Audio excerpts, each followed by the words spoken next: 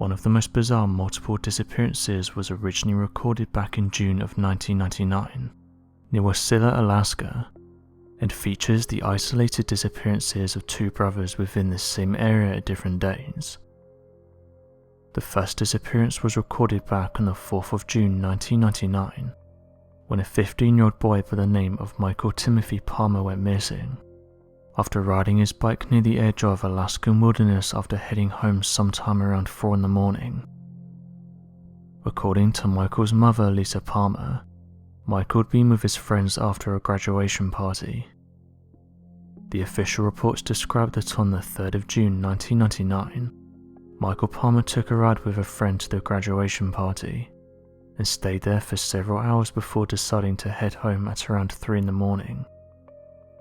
Michael and his group of friends decided to ride bicycles back home on a 9-mile journey, and so Michael was provided with his own bike from one of the friends. The group of friends would later claim that as they were riding together, Michael, unfamiliar with the bike, was often left at the end of their travelling line and fell behind the group several times. As the group crossed Pittman Road, they suddenly noticed that Michael was no longer with them. Immediately, the boys pulled over outside of a 7-Eleven, located on the Parks Highway, to wait for Michael to catch up to them. After standing around and waiting for a while, the group of boys debated on whether they should look for Michael and retrace their steps. However, given the fact that it was almost 4 in the morning, and the majority of the boys were cold and tired, they debated on whether or not it was necessary to search for Michael, given the fact that the roads they were taking were familiar to the group, and that Michael should have no trouble finding his way home. After the group accepted that Michael most likely took another road home, the boys continued home and decided that they would call Michael in the morning to make sure he was okay. At around 11 in the morning, Michael's mother, Lisa Palmer, was getting ready for work at Providence Hospital when she started to get worried about Michael. Nervous that Michael was up to no good, as the graduation party was his first ever high school party, Lisa Palmer called the house where the graduation party had occurred to ask about Michael, but was told that Michael had ridden home on a bike somewhere around 3 in the morning. Now believing that Michael was staying with one of his friends, Lisa called several of his friends, who then told Michael's mother about the incident, and that they'd assumed that he'd taken another street home, and that he'd somehow made his way home. Michael's mother then called law enforcement to report that her son was missing, and told them everything the group of boys had told her. Without a moment's hesitation, the state troopers rounded up all the boys that had last seen Michael Palmer and questioned them for several hours while separated, as they were under the suspicion that the group of friends had attacked Michael, or an accident had occurred that they were attempting to cover up out of fear of legal consequences. After several hours of intense interrogation, with the boys being subjected to polygraph tests, the state troopers uncovered no new evidence, with the boys seemingly cleared of any wrongdoing. The Alaska state troopers then believed that perhaps Michael's father had been involved with the disappearance in some way, as Michael's mother, Lisa, had already been separated and remarried around this time, and the father was a less active factor in Michael's life. Michael's older brother Chucky then called his father Charles Palmer, and if he knew anything about Michael's whereabouts. It was then discovered that Michael's father, Charles Palmer, had been out on a fishing boat for several days, far away from the town, and unable to have been anywhere near the area at the time of the disappearance. Back at square one with next to no leads, the investigators combed over Pittman Road and the surrounding area for any signs of Michael, and it was here that they discovered a bizarre scene. According to the Alaska State Troopers, the bike that Michael had been riding was discovered several hundred yards away from Pittman Road, at the bottom of a small creek bed. Given the fact that the river was not large, they sent in a small diving team to follow the small creek bed, and to look at the bed of the river for any signs of Michael Palmer's belongings, but were unable to find anything except the bicycle sticking out of the water in plain sight. Using the bike as a point for a straight line from where Michael Palmer had last been seen, the Alaska State Trooper continued searching throughout the area and found a pair of shoes that were the same brand and size that Michael Palmer had worn on the morning of his disappearance. According to the reports, the shoes were located around 200 yards from the bike. After inspecting the Converse tennis shoes, the investigators described the shoes as having been wet and filled with small deposits of silt inside that appeared to match the riverbed. Now believing that Michael Palmer had fallen into the river and walked out of the water, dripping wet and cold, they realized that finding Michael would be a life or death situation, given the high chance of Michael succumbing to hypothermia. What appears to be most peculiar, however, is that Michael's shoes appear to have been perfectly placed side by side, as if Michael had taken off his shoes and placed them next to each other on the grass before walking away from the river. The investigators remarked that one of the shoes had been untied, but the other shoe had still been tied, as if the shoe had been kicked off without untying the laces and then placed upright and adjacent to the other shoe on the ground. Unfortunately, no other sign of Michael Palmer had been uncovered, with state troopers believing that Michael could have been the victim of an abduction.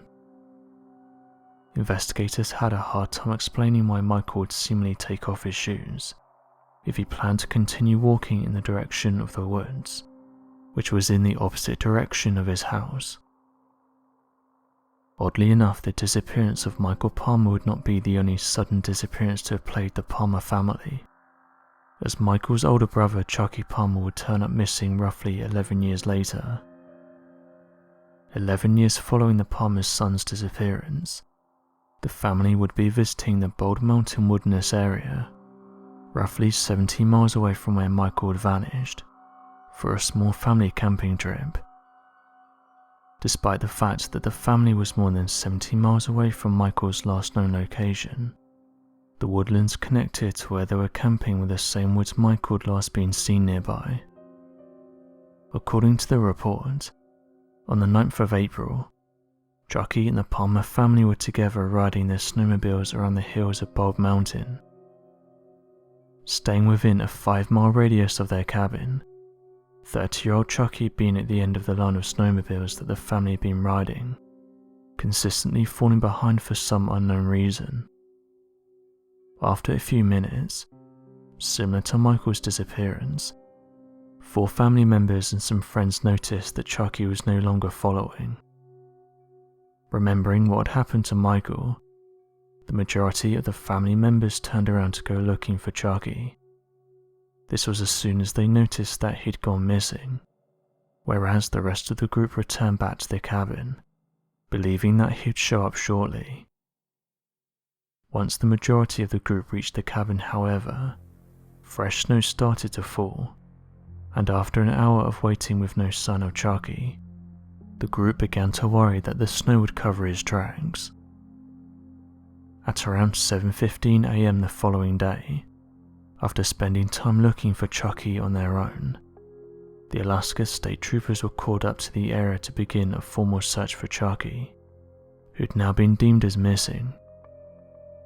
Immediately, State Troopers had gone to the area where Chucky had last been seen, and spread out in even searching grid patterns, following pathways in the hopes that Chucky had merely travelled down the wrong way.